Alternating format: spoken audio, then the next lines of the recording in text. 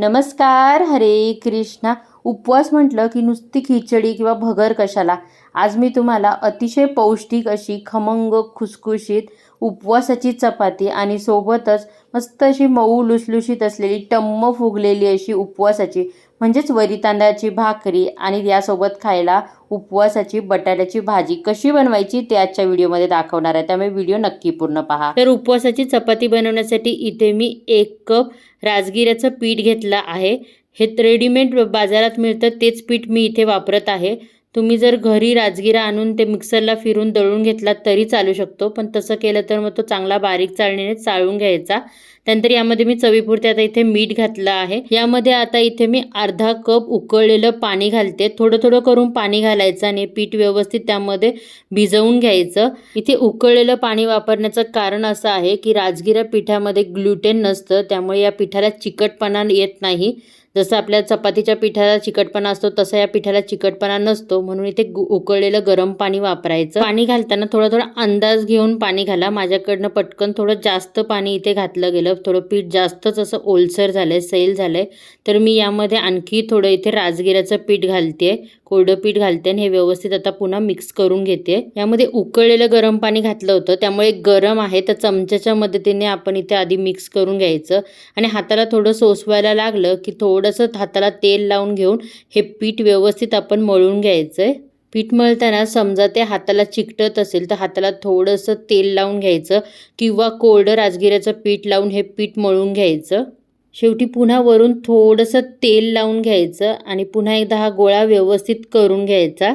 या ठिकाणी पिठाचा गोळा व्यवस्थित असा मळला गेलाय, बघू शकता तुम्ही, चांगलं सॉफ्ट असं पीठ झालेलं आहे. तर यावरती झाकण ठेवून 5-10 मिनिटासाठी मुरायला बाजूला ठेवूया. पीठ मुरतंय तोपर्यंत आपण झटपट अशी उपवासाची बटाट्याची भाजी बनवून घेऊया. त्यासाठी इथे लोखंडी कढईमध्ये मी 1 चमचा तेल गरम करून घेतले. तेल गरम झाल्यानंतर त्यामध्ये अर्धा चमचा जिरं घातले. जिरं चांगलं तडतडल्यानंतर 2 हिरव्या मिरच्या बारीक चिरून घेतलेल्या घालायच्या. मिरच्या चांगल्या अशा पांढरट होईपर्यंत परतून घ्यायच्या. त्यानंतर यामध्ये 2 उकडलेले बटाट्याच्या मी बारीक फोडी करून घेतल्या त्या घालायच्या आणि हे व्यवस्थित परतून घ्यायचं. बटाटे थोडे खमंग असे परतले गेले पाहिजे, म्हणजे भाजीला खूप छान चव येते. 2-3 मिनिटं बटाटे चांगले खमंग होईपर्यंत असे परतून घेतले की त्यामध्ये नंतर चवीपुरते मीठ घालायचे. शेवटी 2-3 चमचे भाजलेल्या शेंगदाण्याचा कूट घालायचा. इथे मी जाडसर दाण्याचा कूट घालते. तुम्हाला आवडत असल्यास तुम्ही अर्धे कुटलेले शेंगदाणे सुद्धा यामध्ये घालू शकता. त्यांनी भाजीची चव खूप छान लागते जेव्हा ते दाताखाली येतात तेव्हा. थोडीशी परतून घेतली. आता यावरती झाकण ठेवून 1 मिनिटासाठी आपल्याला वाफ काढून घ्यायचे. तर या ठिकाणी मस्त अशी खमंग उपवासाची बटाट्याची भाजी तयार झाली आहे. तर लोखंडी कढईत केली होती, त्यामुळे मी लगेचच आता ही एका प्लेटमध्ये काढून घेते, नाहीतर ती काळी पडेल. इकडे पीठही चांगलं मुरलं आहे, तर हाताला थोडंसं तेल लावून घ्यायचं आणि चपातीसाठी जसे गोळे करतो त्या पद्धतीत त्याचे गोळे करून घ्यायचे. साधारणतः आपण घेतलेल्या प्रमाणात 4 गोळे तयार होतात, म्हणजे 4 चपात्या तयार होतात. आता चपाती लाटण्यासाठी ते पोळपाटावरती मी बटर पेपर घेतला आहे, म्हणजे चपाती खाली पोळपाटाला चिकटणार नाही. आता चपातीच्या गोळ्याला कोरडं राजगिऱ्याचं पीठ लावून घ्यायचं आणि लांब अशी उभी लांबट अशी चपाती पहिल्यांदा लाटून घ्यायची. त्यानंतर बरोबर मध्ये अशा पद्धतीत व्हिडिओ दाखवते तसं प्रेस करून घ्यायचं आणि दोन्ही बाजू 2 भाग झाले की त्याला दोन्ही बाजूला थोडंसं तेल आणि थोडंसं कोरडं पीठ लावून कडा याच्या अशा दाबून घ्यायच्या, म्हणजे अशी याची घडी घालून घ्यायची. अशा पद्धतीने चपाती जर बनवली तर ती छान अशी टम्म फुगते. आता याला पुन्हा एकदा मी थोडं कोरडं पीठ लावून घेते आणि एकदम हलक्या हाताने कडेकडेने पहिल्यांदा ही चपाती लाटून घेते.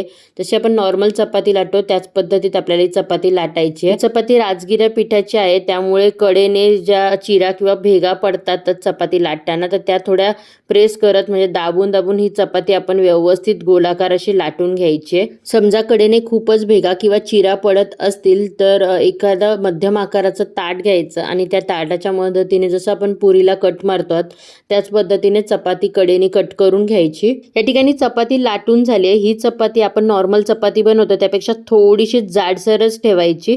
आता आपण हिला भाजून घेऊया. तर त्यासाठी इथे मी तवा गरम करायला ठेवला आहे. तवा चांगला गरम करून घ्यायचा, त्यावरती थोडंसं तूप घालायचं आणि त्यानंतर यावरती चपाती घालायची. ही चपाती शक्यतो मीडियम टू हाय फ्लेमवरतीच भाजायची, कारण मंद गॅसवर भाजली तर ही कडक होऊ शकते. खालची बाजू छान खमंग अशी भाजली गेली की चपाती परतायची. आता तुम्ही बघू शकता चपाती थोडी फुगायला लागली. या चपात्या गव्हाच्या पिठाच्या चपात्या जशा फुगतात तशा टम्म अशा फुगत नाही किंवा तितक्याशा मऊ सुद्धा होत नाही, पण छान अशा खमंग आणि खुसखुशीत होतात आणि चवीलाही खूप छान लागतात. तर दोन्ही बाजूनी थोडं थोडं तूप लावून मी चपाती छान अशी खमंग भाजून घेतली आहे. एकदम मस्त अशी उपवासाची चपाती इथे आता तयार आहे. त्याला ताटामध्ये काढून घेऊया आणि अशाच पद्धतीत आपण उरलेल्या चपात्या सुद्धा करून घेऊया. तर या चपात्या अतिशय पौष्टिक असतात. याचं कारण असं की राजगिरा हा ग्लुटेन फ्री आहे, त्यामुळे चपात्या पचायला हलक्या असतात, वजन कमी करायला मदत करतात आणि यामध्ये आयर्नचं प्रमाण जास्त असल्यामुळे ज्यांना कोणाला हिमोग्लोबिन कमी आहे त्यांनीच या चपातीचं सेवन जरूर करावे.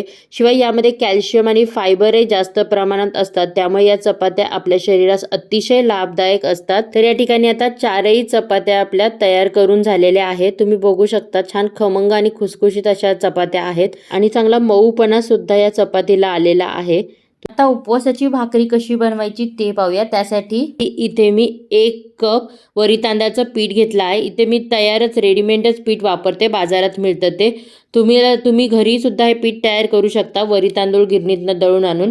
त्यावेळेला तुम्ही थोडासा वरी तांदळाच्या पिठाला थोडा चिकटपणा यावा यासाठी त्यामध्ये थोडा साबुदाणा सुद्धा घालू शकता. आता इथे गॅसवरती एक लोखंडी कढई गरम करायला ठेवली आहे. त्यामध्ये ज्या कपाने आपण वरी तांदूळ मोजून घेतले त्याच कपाने 1 कप इथे पाणी घालायचं आहे. या भाकरीमध्ये थोडंसं मीठ घातलं तर भाकरी छान रुचकर लागते, म्हणून थोडंसं मीठ इथे घातलं आहे. आता पाण्याला चांगली उकळी आली की लगेच त्यामध्ये जे वरी तांदळाचं पीठ आपण घेतलं होतं ते घालून घ्यायचं. गॅसची फ्लेम आता इथे मंद करायची आणि एका लाकडी चमच्याच्या मदतीने हे व्यवस्थित मिक्स करून घ्यायचं. याला उकड काढणे असे म्हणतात. वरी तांदळाच्या पिठाला चिकटपणा कमी असतो, त्यामुळे त्याचं जर थंड पाण्यामध्ये आपण पीठ मळून जर भाकरी बनवायला घेतली तर ती मोडते किंवा ती वातड बनते आणि एकदम कडक पण होऊ शकते. त्यामुळे अशी उकड काढली तर भाकरी हमखास अशी मऊच होते. तर इथे बघा छान अशी भुसभुशीत आपली उकड झाली आहे. थोडीशी मऊ सुद्धा लागली मला हाताला. अशीच उकड पाहिजे, यापेक्षा जास्त ओली किंवा सुकी किंवा कोरडी अशी उकड नाही पाहिजे. आता यावरती झाकण ठेवायचं आणि 2 मिनिटासाठी वाफ काढून घ्यायची. 2 मिनिटानंतर झाकण काढल्यानंतर पुन्हा एकदा आपण हे व्यवस्थित मिक्स करून घ्यायचं. आता गॅसची फ्लेम बंद करायची आणि यावरती झाकण ठेवून 5 मिनिटासाठी हे असंच बाजूला ठेवायचं, म्हणजे जी आतली उकड आहे ती छान अशी फुलून येते. आता बरोबर इथे 5 मिनिटं झाल्याने तुम्ही बघू शकता उकड आपली छान अशी फुलून आली आहे. आता याला एका परातीमध्ये मी काढून घेते आणि उकड आहे ती आपल्याला गरम गरमच मळायची आहे. तर हाताला चटके वाजू शकतात, यामध्ये बऱ्याचशा गुठळ्या असतात, म्हणून वाटीला थोडंसं पाणी लावून अशा पद्धतीने मी व्हिडिओ दाखवते त्या पद्धतीने पहिल्यांदा सर्व गुठळ्या मोडून घ्यायच्या. गुठळ्या मोडून झाल्यानंतर हे पीठ आपल्याला आता चांगलं मळून घ्यायचं आहे. पीठ अजून फार गरम लागतंय हाताला, तर हाताला थोडंसं असं गार पाणी लावून घ्यायचं, म्हणजे हात थोडा ओला करून घ्यायचा, म्हणजे आपल्याला हे पीठ व्यवस्थित मळता येतं. पीठ मळताना शक्यतो जो हाताचा तळवा असतो त्याने चांगलं रगडून रगडून हे पीठ मळायचं.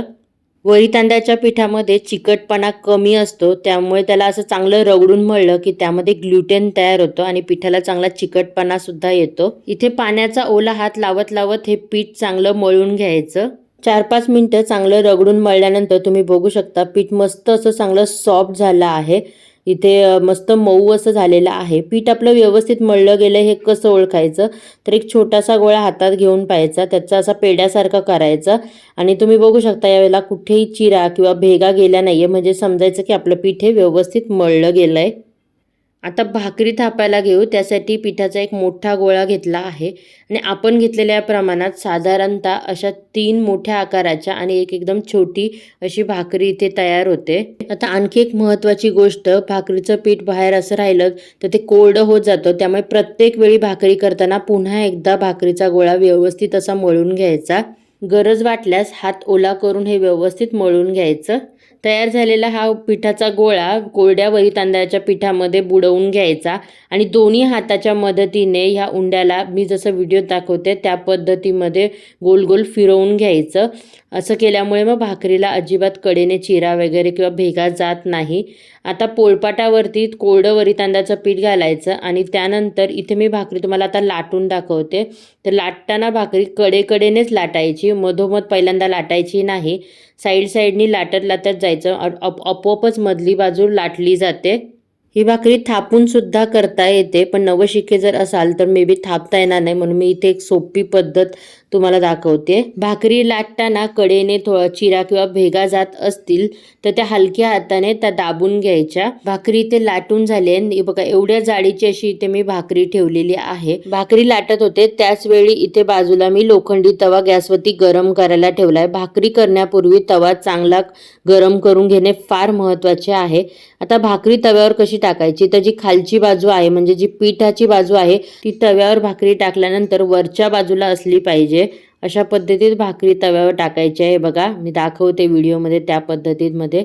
आता भाकरी तव्यावर टाकल्या ते लगेच गॅसची फ्लेम मिडियम करायची आणि भाकरीला वरून लगेच पाणी लावून घ्यायचं. कुठेही कोरडं बाजू ठेवायची नाही, सर्व बाजूला व्यवस्थित असं पाणी लावून घ्यायचं.